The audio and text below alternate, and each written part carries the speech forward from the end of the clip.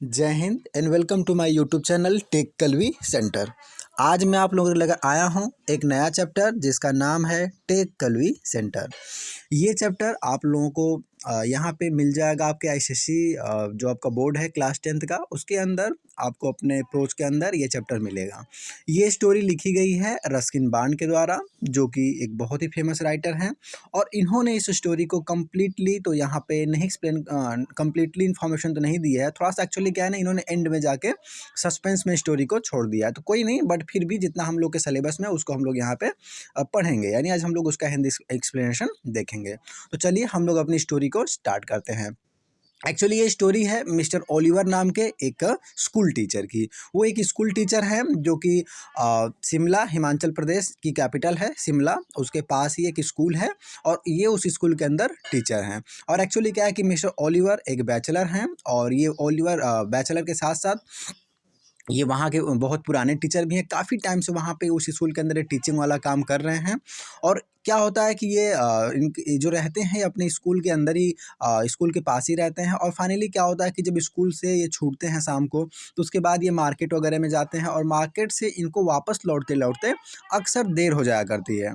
देर हो जाने की वजह से क्या होता है कि फाइनली जब ये आते हैं वापस, तो अंधेरे के अंदर इनको आना पड़ता है, जिसके लिए इन्होंने अपने पास एक टार्च रखी हुई है। और फाइनली अपना एक टार्च लेकर के, अपनी टार्च को जला करके वैसे इन जनरल डे में आ जाया करते हैं।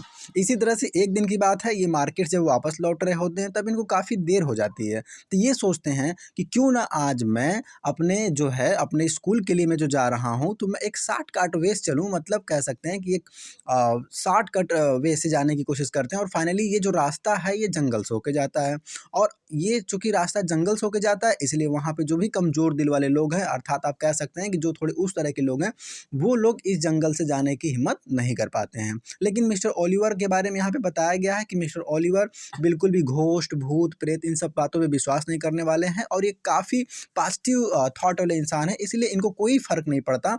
और ये क्या करते हैं कि उस पाइन फॉरेस्ट वाले शॉर्टकट रास्ते से चल देते हैं। फाइनली जब ये जा रहे होते हैं, तो एक्चुअली यहाँ पे कुछ दृश्य कुछ इस तरह का होता है कि आप लोग समझिए कि जो पाइन फॉरेस्ट है, जब ये रात का टाइम होता है, तो पाइन फॉरेस्ट के अंदर पेड़ों के बीच से एक अजीब सी साउंड आती है, जिसको सुन करके अच्छे अच्छे लोग भी बहुत ज़्यादा डर जाते हैं। यानी कह सकते हैं थोड़ा भयावह सा दृश्य लगता है, लेकिन फिर भी यहाँ पे मिस्टर ओलिवर इस फॉरेस्ट से होकर गुजरने लगते हैं और यहाँ से होकर के जाने लगते हैं। जब ये जा ही रहे होते हैं, तभी ये क्या पाते हैं कि इन्हीं के स्कूल का ड्रेस पहना हुआ एक बच्चा वहीं रात के अंधेरे में जंगल के बीचों बीच बैठा हुआ है। और वो कुछ इस तरह से बैठा हुआ जैसे उसने अपनी बॉडी को पूरा सिकोड़ रखा है, अपने हाथों से अपने चेहरे को ढक रखा है, और वो सिकोड़ करके अपने चेहरे को नीचे की तरफ करके वो रो रहा है। फाइनली क्या होता है कि इसके बाद वहाँ पे मिस्टर ओलिवर जैसे ही उसको देखते हैं, तो जैसे देखते हैं उसकी तरफ अपना टार्च जलाते हैं, और टार्च जलाते हुए उसके पास चले जाते हैं। और इन्हें थोड़ा अजीब सा लगता है कि इतनी रात गए, ये लड़का यहाँ क्या कर रहा है। इसलिए वो क्या करते हैं कि उसके पास तुरंत जाते हैं, और जाते ही तुरंत उससे पूछते हैं कि बताओ तुम यहाँ क्या कर रहे हो, इतना देर रात को तुम्हें यहाँ घूम रहे हो। और एक्चुअली क्या है कि रात बहुत ज़्यादा हो गई है, तो इसलिए क्या है कि वैसे बच्चों को इस जंगल के अंदर घूमना अलाउड नहीं है। तो उन्हें थोड़ा बहुत अजीब सा लगता है, और वहाँ पे जा कर के उससे पूछते हैं, और देखते हैं तो उस लड़के की जो बॉडी है वो काँप रही होती है। तो वो तुरंत उसके पास जाते हैं और उससे कहते हैं कि बेटा बताओ तुम यहाँ क्यों बैठे हो, या फिर क्या प्रॉब्लम है। और यहाँ पे थोड़ा उन्हें इसलिए अजीब सा भी लगता है क्योंकि वो लड़का रो रहा होता है, उसकी बॉडी काँप रही होती है, लेकिन उसकी कोई आवाज़ सुनाई नहीं दे रही होती है, इसलिए इन्हें थोड़ा सा अजीब सा लगता है, लेकिन फिर भी ये उससे पूछते हैं।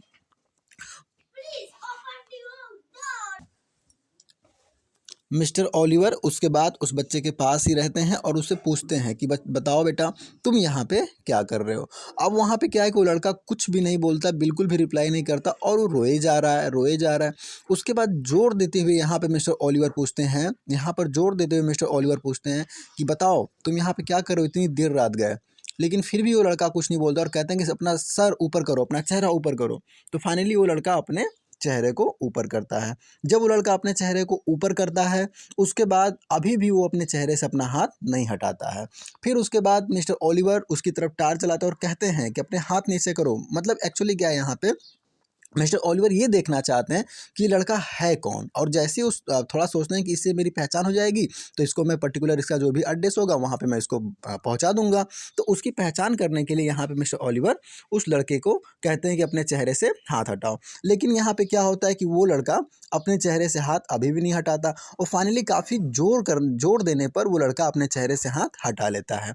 उसके बाद ये अपना टार्च उसकी तरफ जलाते हैं, उसके चेहरे की तरफ जलाते हैं। और एक्चुअली क्या है, यहाँ पे मैं आप लोगों को थोड़ा सा बता दूं कि इनकी जो टार्च की बैटरी वो भी डल हो रही होती है, मतलब उतना क्लियर इसका लाइट नहीं होता है, लेकिन फिर भी अभी जल रही होती है। तो अपने लाइट का हल्का सा प्रकाश जो उसके चेहरे पे डालते हैं, और जैसे ही मिस्टर ओलिवर अपनी टार्च से उस लड़के के फेस को देखते हैं, उसके चेहरे को देखते हैं, इनके पैरों तले जमी ही जैसे खिसक जाती है, ये पूरे घबरा जाते हैं। इसका रीज़न ये होता है क्योंकि उस लड़के के चेहरे पर कोई आई नहीं होती, कोई नोज नहीं होती, एंड नो एनी माउथ। मतलब कह सकते हैं कि जो भी आपके इन जनरल फेस के ऊपर होता है, उस चेहरे के फेस पर कुछ भी नहीं था। पूरी तरह से वो उस लड़के का जो फेस है वो प्लेन था। इसलिए मिस्टर ओलिवर पूरी तरह घबरा जाते हैं, और उसके बाद तुरंत वहीं पे टार्च वगैरह फेंक होकर के पीछे मुड़ते हैं और तेजी से भागने लगते हैं, और दौड़कर भाग रहे होते, साथ में चिल्ला भी रहे होते, मतलब पूरा घबरा जाते हैं। और ये आप समझ सकते हो, थोड़ा इमेजिन कर सकते हैं कि जंगल के बीचों बीच एक इंसान है, चिल्लाता हुआ भागे जा रहा है, भागे जा रहा है, भागे जा रहा है, और साथ में चिल्लाते भी हैं बचाओ बचाओ, हेल्प के लिए भी काफ़ी चिल्लाते हैं।